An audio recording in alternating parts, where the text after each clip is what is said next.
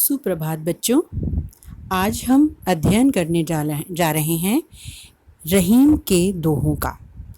रहीम के दोहे पढ़ने से पहले हम कुछ उनके रचयिता रहीम दास जी के बारे में ज्ञान प्राप्त कर लें।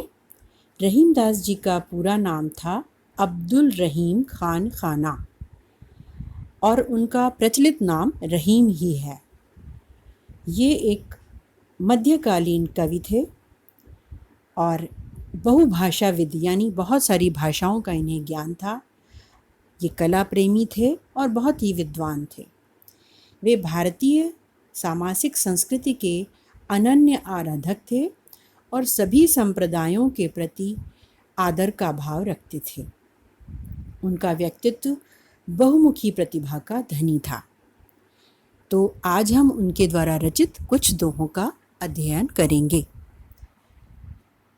पहला दोहा है, ध्यान से सुनिएगा और उच्चारण करने का प्रयास कीजिएगा।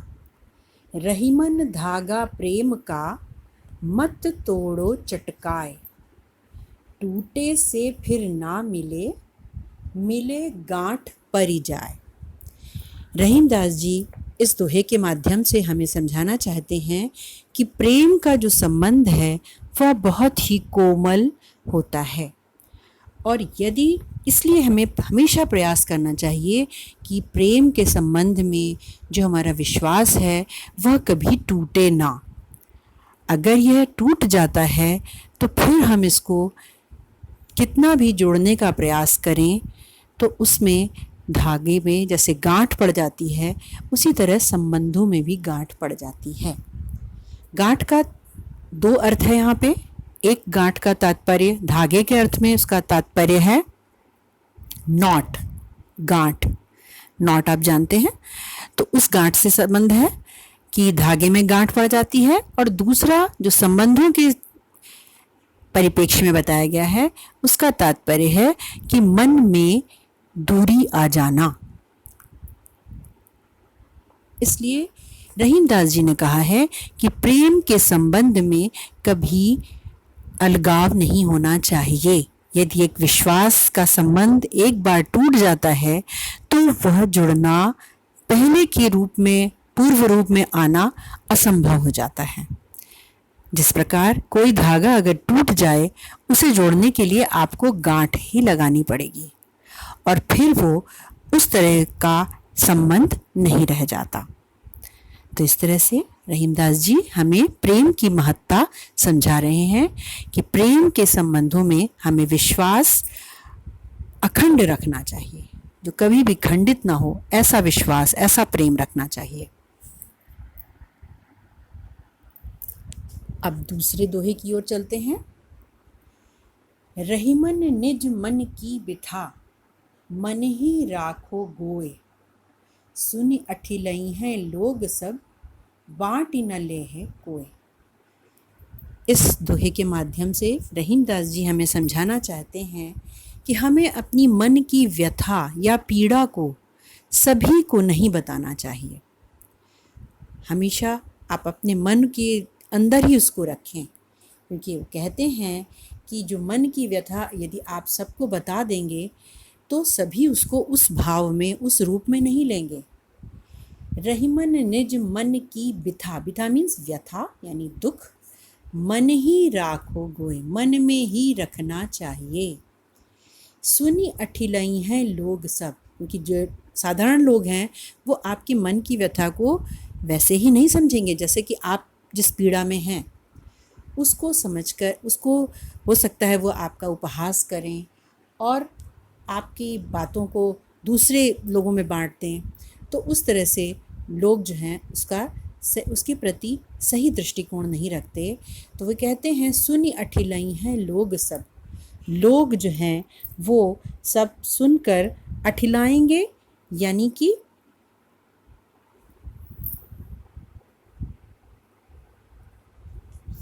प्रसन्न होंगे।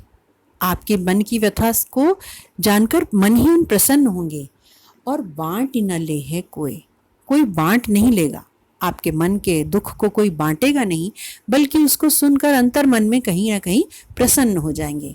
इसलिए रहीमदास जी यह सुझाव देते हैं कि अपने मन की व्यथा को सभी को नहीं बता देना चाहिए।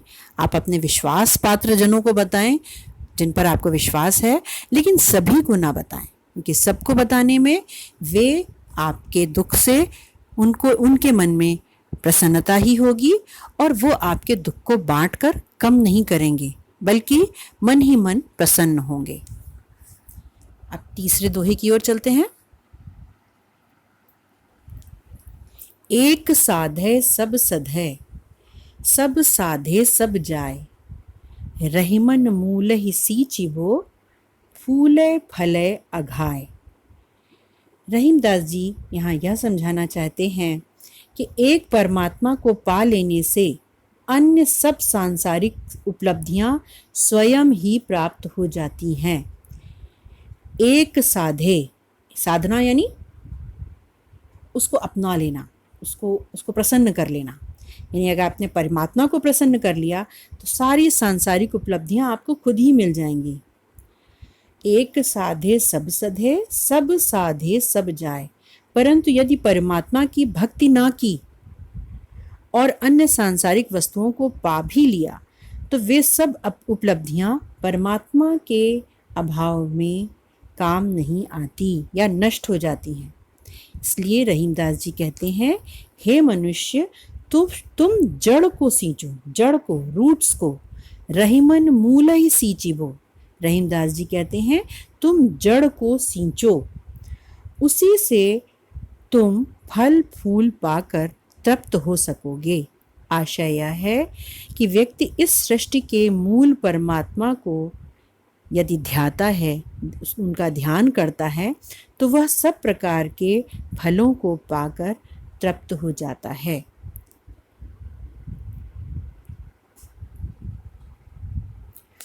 अब हम अगले दोहे की ओर चलते हैं।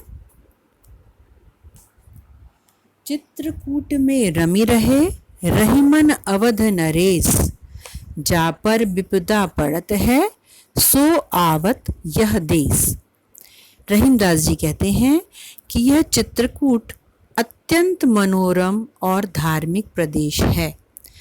जिस पर भी विपत्ति आती है वह शांति पाने के लिए इस प्रदेश में खिंचा चला आता है। देखिए, अयोध्या के राजा राम पर विपत्ति पड़ी, उन्हें राजपाट छोड़कर वनों में जाना पड़ा, तो वे चित्रकूट में चले आए और अब वे पूरी तरह से इस प्रदेश में रम गए हैं। उनका मन यहाँ रम गया है। चित्रकूट को शांतिदायक और दुख निवारक प्रदेश कहा गया है। विपत्ति में पड़े हुए लोग यहाँ आते हैं तथा यहाँ के मनोरम वातावरण में रमकर अपने सारे दुख क्लेश भूल जाते हैं। अवध नरेश कहा गया है श्री रामचंद्र जी को। उन्हें अपनी सौतेली माता के लोभ के कारण राजपाट छोड़कर वनों में भटकना पड़ा था। इसमें श्री राम के उदाहरण से चित्रकूट के शांतिदायक तथा दुख निवारक प्रभाव का वर्णन किया गया है। इसमें चित्रकूट की महिमा का ही वर्णन किया गया है कि जो भी चित्रकूट में आता है वो अपने सभी दुख क्लेशों को भूल जाता है। अब हम 5वें दोहे की ओर चलते हैं। दीर्घ दोहा अर्थ के आखर थोरे आही, ज्यों रहीम नट कुंडली सिमट कूदी चढ़ जाए। रहीमदास जी कहते हैं कि दोहा छंद ऐसा है जिसमें अक्षर तो थोड़े होते हैं किंतु उनमें बहुत गहरा दीर्घ अर्थ छिपा रहता है। जिस प्रकार कोई कुशल बाजीगर अपने शरीर को सिकोड़कर तंग मुंह वाली कुंडली के बीच में से कुशलता पूर्वक निकल जाता है, उसी प्रकार कुशल दोहाकार दोहे के सीमित शब्दों में बहुत बड़ी और गहरी बात कह जाता है। बच्चों, शायद आप नहीं जानते होंगे कि दोहा छंद का एक प्रकार है जिसमें कुछ निश्चित मात्राओं का प्रयोग होता है जिन्हें आप पढ़ेंगे। 13 11 13 11 पहले पद में और तीसरे पद में 13 13 मात्राएं होती हैं और दूसरे और चौथे पद में 11 11 मात्राएं होती हैं। तो इस तरह का जो छंद है वह दोहा कहलाता है। तो इतने छोटे से आकार वाले इस छंद में, दोहे छंद में एक बहुत ही गंभीर बात कही जा सकती है, ऐसा रहीमदास जी समझाना चाहते हैं। जिस प्रकार कोई नटी जो है वो अपने शरीर को पूरी तरह से सिकोड़ कर और बहुत छोटे मूल वाले कुंडली में से बीच से निकल जाती है, उसी तरह से यह दोहा भी सीमित कलेवर वाला होता है, लेकिन उसमें अर्थ बहुत ही गंभीर होते हैं। आशा है आपने इन दोहों का अर्थ समझा होगा और इन्हें ध्यान में रखकर इन्हें अपने जीवन में उतारने का प्रयास भी आप करेंगे। धन्यवाद।